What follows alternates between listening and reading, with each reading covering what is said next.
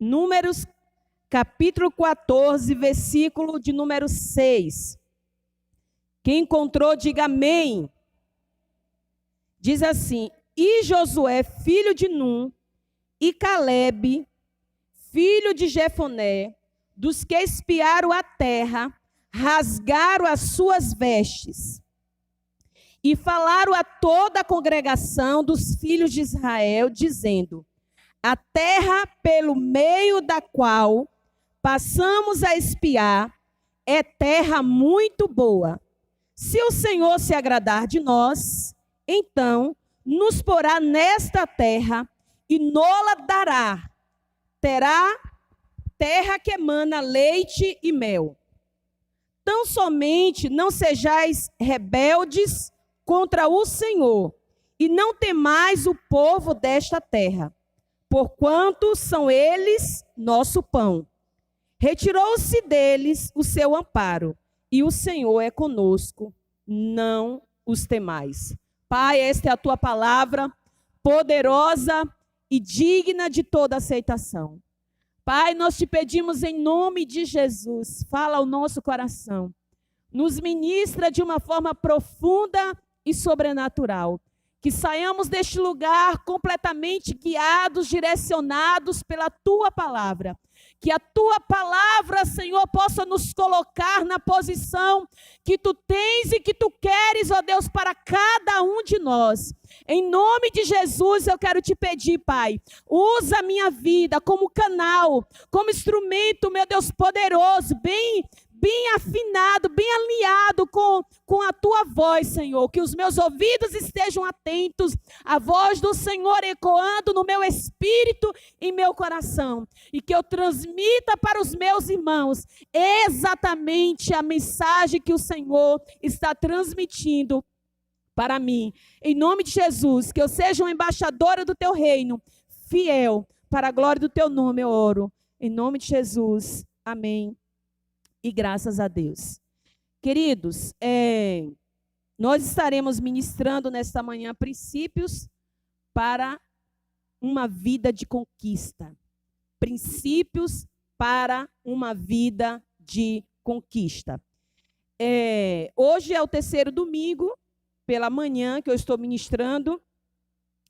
Começamos que hoje tem três domingos. O primeiro domingo, eu ministrei um pouco sobre a história dos hebreus, do povo de Israel, como eles foram parar no Egito. Na verdade, eles moravam em Canaã e foram parar no Egito, Conhecemos a história por conta de José. E aí aconteceu que houve fome em toda a terra, e aí os filhos de Jacó foram comprar alimento nas mãos de José, e José já estava, um líder, um governador daquela potência do Egito, e os seus irmãos foram para lá, e foram abençoados por ele com alimentos, com terra, seu pai também, e todos foram morar lá. Ficaram lá muitos anos, Jacó morreu, trouxeram os ossos de Jacó, para a terra dos hebreus. Depois José também morreu, trouxeram os ossos, de José. Mas aí vieram também, todo o povo foram tirados, todos os hebreus foram tirados do Egito. O Senhor, usou um líder, Moisés, e aquele líder, com a graça de Deus, mesmo que se sentia incapaz, foi instrumento do Senhor para tirar o povo de Deus do Egito. E no deserto, o Senhor proveu de todas as formas para eles, mas eles foram rebeldes, Nós ministramos aqui nos outros domingos, não entenderam o propósito do Senhor, reclamaram contra Deus, contra Moisés, reclamaram de falta de água, reclamaram de alimento, saudade das cebolas, saudades do Egito, saudade de tudo. Acho que sentiram saudade até da escravidão e das porradas que eles recebiam ali no Egito. E o Senhor não viu neles um coração disposto para a conquista. Moisés enviou 12 espias para ver a terra prometida e 10 voltaram com um relatório péssimo. Apenas 2, Josué e Calebe, fizeram a diferença. E vimos que, a semana passada, que o povo saiu do Egito, mas o Egito não saiu de dentro deles. O povo deixou de ser escravo fisicamente, mas o povo permaneceu escravo na mente. Então, nós trabalhamos a semana passada sobre vencendo a mentalidade escrava. Aí falamos do medo, falamos da mentira, falamos da baixa estima, o sentimento de indignidade, Então, falamos da murmuração, falamos da rebeldia, que tudo isso aí são sintomas, comportamento de um escravo. Então, eles ainda estavam escravizados em suas emoções, seus pensamentos, em seus comportamentos. Mas, queridos, o que o Senhor queria fazer deles eram verdadeiros conquistadores. Não foi possível o Senhor fazer de todos eles conquistadores. Vimos que daqueles que saíram do Egito, apenas aqueles de 20 anos para baixo, conquistaram a terra prometida. E Josué e Caleb. Nem Moisés, nem Arão, seu irmão, os que foram os líderes que ajudaram a tirar o povo do Egito, que foram instrumentos de Deus para tirar o povo do Egito, nem eles entraram na terra prometida. Conhecemos a história, Moisés, o povo quer água, Moisés já estava muito desgastado, e Moisés com ira toca na rocha, e aquela rocha representava o Senhor, e o Senhor ficou triste com a atitude de Moisés e impediu que ele entrasse na terra. Ele viu a terra apenas de longe, mas não adentrou a terra prometida. Então, queridos, nós iríamos aprender nesta manhã qual é a postura correta de um conquistador. Todos nós queremos conquistar, a verdade é essa, todos nós queremos conquistar em todas as áreas das nossas vidas.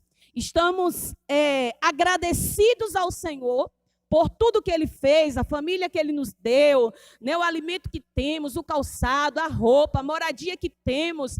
Estamos agradecidos ao Senhor pelas experiências que temos tido com Ele, o aprendizado que temos adquirido com a sua palavra. Estamos agradecidos por tudo que o Senhor tem nos dado, os livramentos, as bênçãos de Deus. Mas nós queremos mais. Sim ou não?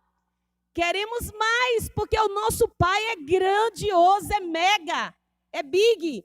Então nós queremos mais, porque nós servimos a um Deus todo-poderoso. Então Ele colocou em nós esse desejo de querer cada vez mais, cada vez mais. Às vezes, muitas pessoas recebem crítica exatamente por isso. Fulano é muito ambicioso. Fulano é muito materialista, fulano nunca está satisfeito. Na verdade, queridos, o que o Senhor condena em nós é a motivação do nosso coração. Qual o propósito que está por trás desse desejo de querer mais? Porque este querer mais é natural. É natural você ver um bebê que está amamentando, ele mama, se ele estiver saudável, ele mama até ficar praticamente desfalecido. Até o leite escorrer, pelo seu rostinho, pelo cantinho da sua boca. Então, nós queremos mais e mais e mais, porque Deus colocou esse desejo em nós, de uma vida abundante, de uma vida de qualidade, de uma vida de êxito. Foi o nosso Pai que plantou em nós isso. Isso não é algo ruim, isso não é algo danoso, nocivo, isso é algo bom. Agora, o que o Senhor condena em nós é a motivação do nosso coração. Depois que Ele nos der o que a gente pede, o que a gente quer, o que é que a gente vai fazer com isso? Para que uma família linda? Para que uma família abençoada? É só para ostentar que eu tenho uma família linda, uma família abençoada, uma família curada? Ou o desejo do meu coração é construir uma família para que a partir da minha família o Senhor se revele, se manifeste à minha geração? Para que eu quero mais saúde? Para ostentar os meus músculos? Para ostentar a minha juventude?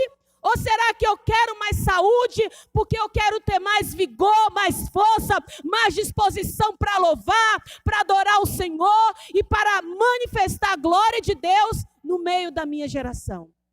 Para que eu quero mais dinheiro? Para que eu quero mais bens materiais? Para ostentar para a sociedade que eu tenho o melhor carro, que eu tenho a melhor casa, que eu visto as melhores roupas, calço os melhores sapatos, que eu sou a família mais abastada da cidade? Ou será que eu quero ter mais para compartilhar com aqueles que estiverem com necessidade?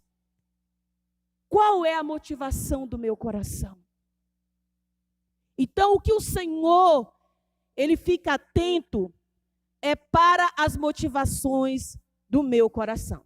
Então, preste atenção, conquistador, conquistadora. Amém? Diga glória a Deus. Diga, eu sou um conquistador. Aleluia, já conquistamos muitas coisas para a glória de Deus.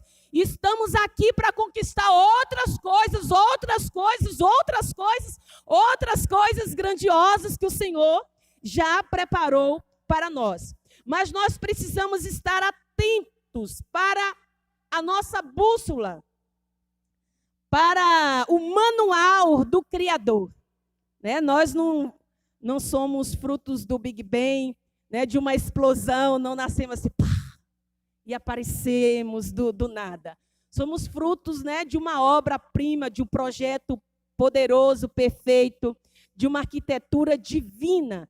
Então, esse arquiteto, esse Criador que nos fez, ele nos fez com um propósito. E nós precisamos estar atentos ao manual para sabermos, né, como nos conduzir aqui na terra.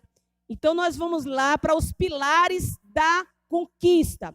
Primeiro pilar da conquista: não ser conveniente com os pecadores alheios, ou com os pecados alheios.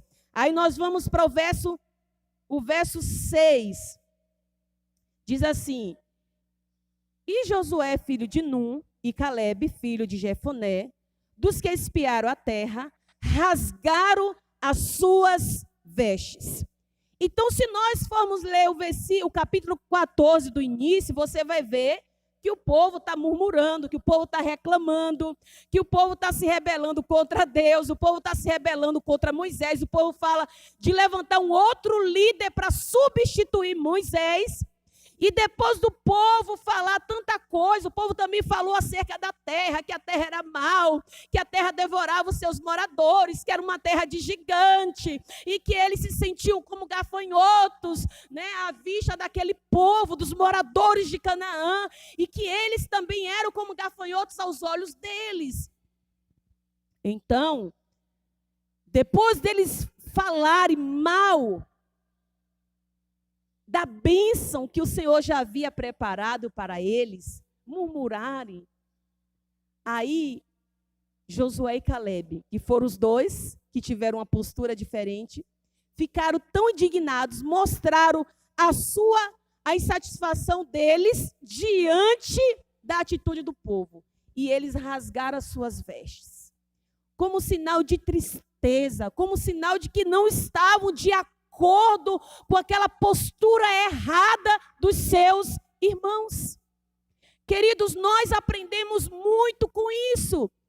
Quem aqui já ouviu a frase, a voz do povo é a voz de Deus? Se a maioria está falando, é porque é a verdade. E temos o erro, né? Corremos o erro de agirmos segundo a maioria. Ah, não, só 2 ou 3 ali que falou assim, mas a maioria falou desse jeito. E aí nós corremos o risco de seguirmos a maioria para não sermos zombados diante da minoria. Isso é um perigo muito grande. Então, Josué e Calebe, eles tiveram uma postura diferente. Quando eles rasgaram as suas vestes diante do discurso dos filhos de Israel, eles estavam dizendo, nós não somos coniventes com essa postura de vocês. Nós não concordamos com essas atitudes de vocês. Nós não estamos de acordo com a murmuração de vocês. Então foi um sinal de oposição, né? Eles se opuseram aos seus irmãos, eles ficaram contra a postura errada e equivocada dos seus irmãos. Em Provérbios 1:10 diz: filho meu, se os pecadores quiserem tentar você, não deixe. Vamos dizer juntos esse texto? Filho meu, se os pecadores quiserem tentar você, não deixe. E aquela maioria dos filhos de Israel estavam na postura de pecadores mesmo. E a Bíblia diz que o salário do pecado é a morte. E todos foram mortos no deserto por causa do pecado, irmãos. Porque o pecado traz destruição. O pecado traz morte precoce. O pecado traz morte fora do plano de Deus. E tem um grande homem de Deus, Miles Monroe, que ele diz que a grande tragédia não é morrer, mas é uma vida sem propósito. Então todos nós iremos morrer como fruto do pecado original. Mas muitos estão morrendo como fruto do pecado pessoal. Morrendo, no caso, fora de época. Morrendo fora de tempo, queridos. Então nós precisamos estar atentos à voz do Senhor e não nos deixarmos contaminar pela a maioria. Agora mesmo está uma disseminação de medo, de murmuração, de pavor, de que está tudo acabado, de que está tudo perdido. Não está tudo perdido. Eu estava ouvindo uma pessoa de Deus essa semana na live, e ele falando de um bilionário aqui no Brasil, que deu cabo da sua própria vida sem perder um centavo da sua riqueza, simplesmente por dar ouvido aos rumores da maioria, né, que estava à sua volta. Então nós devemos ter cuidado, porque nós podemos afundar, nossa vida pode afundar se nós dermos ouvido à maioria, irmãos. Quando nós começamos o ministério, há quase 23 anos atrás, o ministério pastoral, tanto eu quanto meu esposo, a gente parava para pregar para 1 a 2 pessoas, como se tivesse uma multidão. E até hoje nós estamos nessa força, porque o Senhor tem nos dado graça. O que me trouxe mais impacto da vida de Caleb foi quando ele disse lá em Josué, capítulo 14 também, você vai ler o capítulo 14 todo, e ele vai falar, depois de 45 anos, quando ele recebeu a promessa da terra, ele estava com 40 anos. Com 85 anos, um velhinho de 85 anos, ele chegou para Josué, o seu líder, e disse: dá cá a minha parte da terra, porque a minha força é a mesma de 45 anos atrás. Irmãos, quando o Senhor me mostrou esse texto, eu chorei. Eu fiquei tão emocionada que eu chorei. E quando eu fui ler aqui, né, hoje tem 3 domingos que eu comecei a ministrar essa série, né, dentro dessa perspectiva, né, da visão do povo de Israel. E eu chorei também lendo aqui o texto para os irmãos. Por quê, irmãos? Às vezes a gente não sabe lidar com o teste do tempo. Às vezes a gente não sabe lidar corretamente com as provações. Às vezes a gente não sabe focar no que realmente é necessário que a gente foque. Então até nós que somos líderes, que somos pastores, se nós não fizermos um alinhamento da nossa mente, das nossas emoções com o que a palavra de Deus diz, a gente perece no caminho, a gente sucumbe no caminho, a gente desfalece no caminho, porque as provações, elas vêm para todos. Então todos nós estamos enfrentando provações nesse tempo, mas nós decidimos, nós não iremos ser coniventes com os erros dos nossos irmãos e murmurar e reclamar e dizer que está tudo muito difícil mesmo e que a gente não vai dar conta e que a gente vai desistir. Muitos pastores desistindo do ministério nesse tempo. Muitos desistindo do ministério desse tempo. Para você ver que a luta não é só para você que está na condição de ovelha. Então todos nós estamos inseridos em uma batalha. Mas eu quero lhe aconselhar pela palavra de Deus. Fique com Josué e Calebe, fique com os valentes, fique com aqueles que estão na fé, com aqueles que estão perseverando em seguir o Senhor, com aqueles que não desanimaram e não se contaminaram com o discurso de murmuração e de negativismo da maioria. Ok? Diga glória a Deus. Se você está entendendo, dê um forte aplauso ao Senhor. Outra postura, ou princípio correto para um conquistador: tenha uma visão positiva do território que você quer conquistar. Tenha uma visão positiva do território que você quer conquistar. Versículo 7. E falaram a toda a congregação dos filhos de Israel, dizendo: a terra pelo meio da qual passamos a espiar é terra boa. Diga, é terra boa. Diga, Jaguaquara é terra boa. Diga, Bahia é terra boa. Diga, o Brasil é terra boa. Queridos, nós precisamos ter uma visão positiva do território que a gente quer conquistar. Porque se a gente ficar olhando só os fatores negativos, as circunstâncias, aquilo que é visível, aquilo que qualquer pessoa natural enxerga, queridos, nós não iremos conquistar.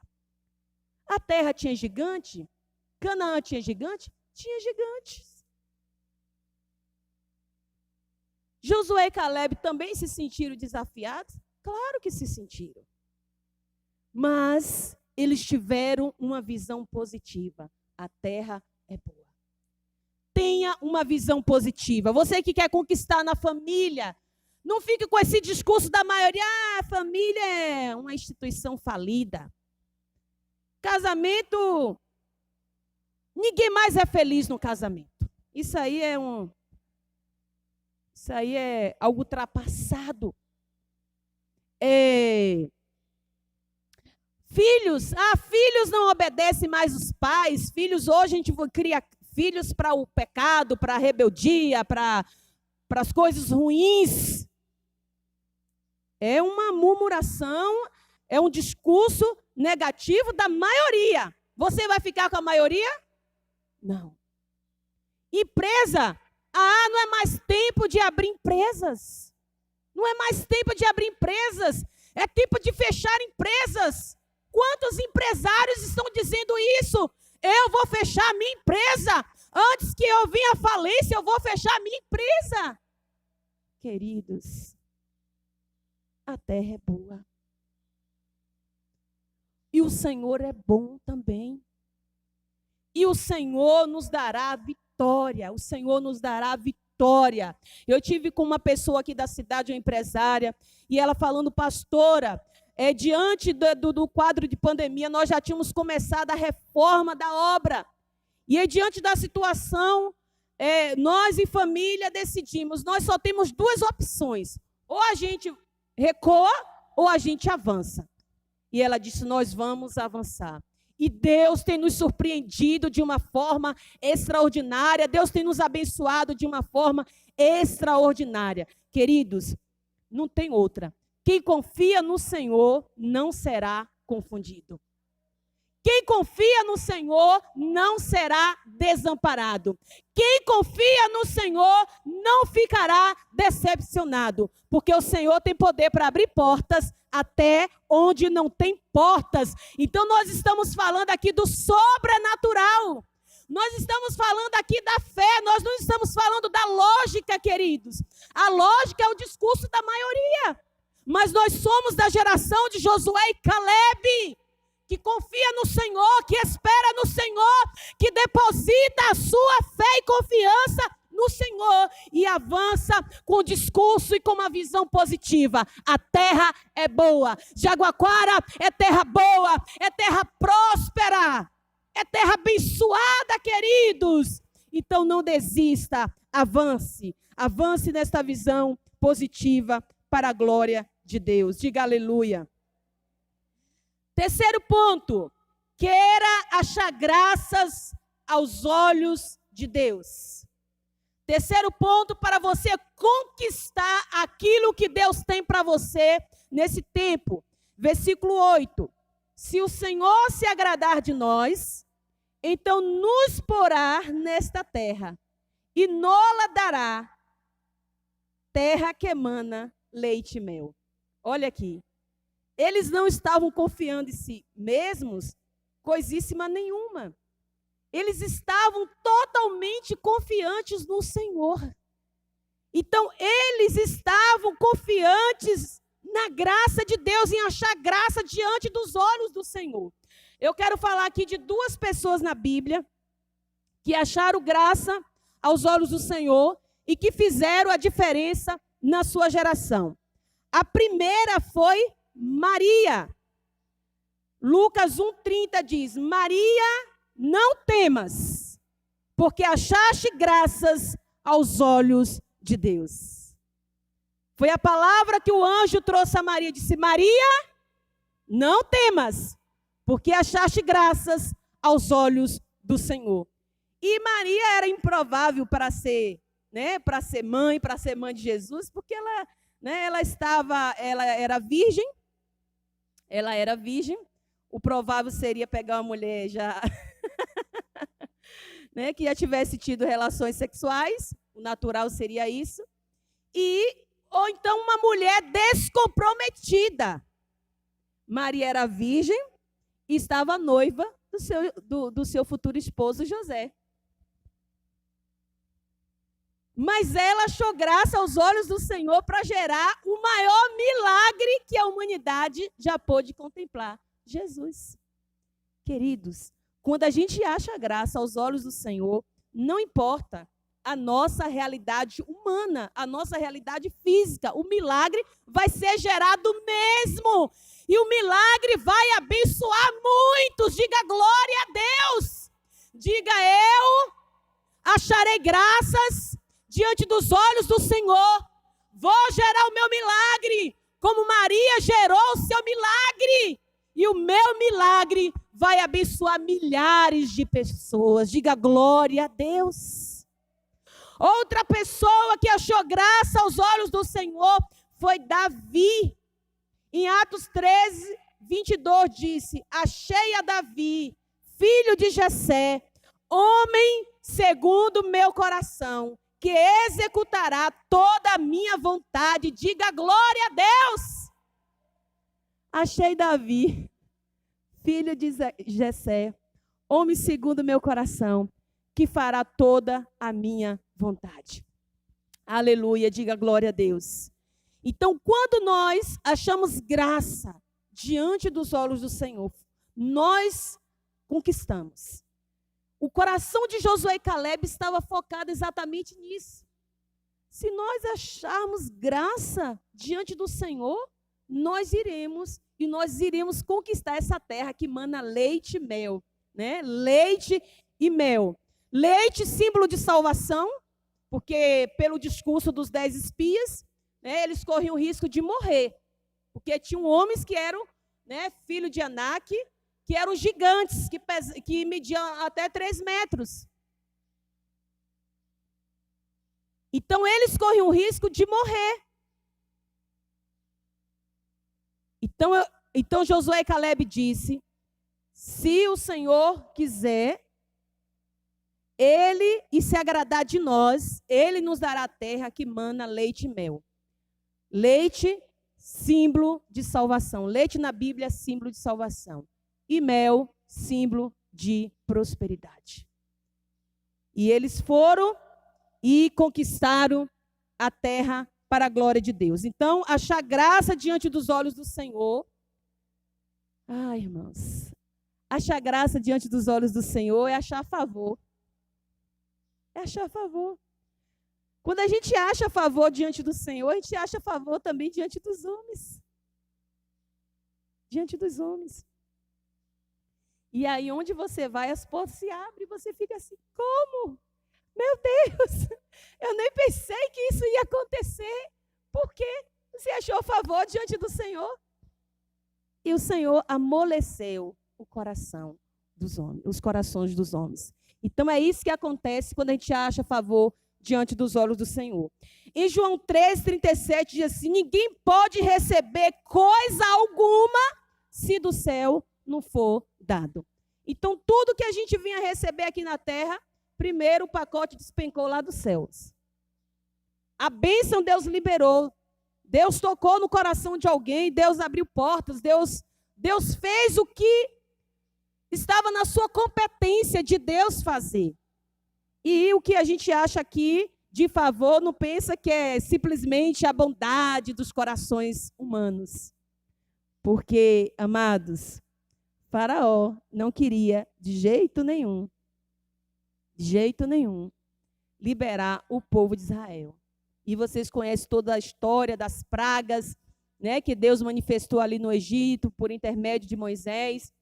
E o Senhor tirou o seu povo ali com braço forte e mão poderosa, porque o povo de Deus achou graça aos olhos de Deus.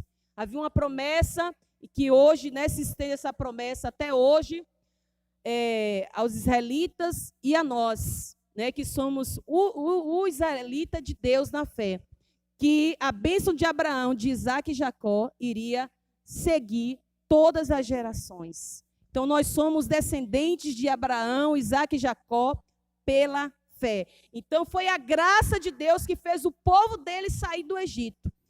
E foi a graça de Deus que fez os seus filhos, Josué e Calebe, conquistarem a terra prometida.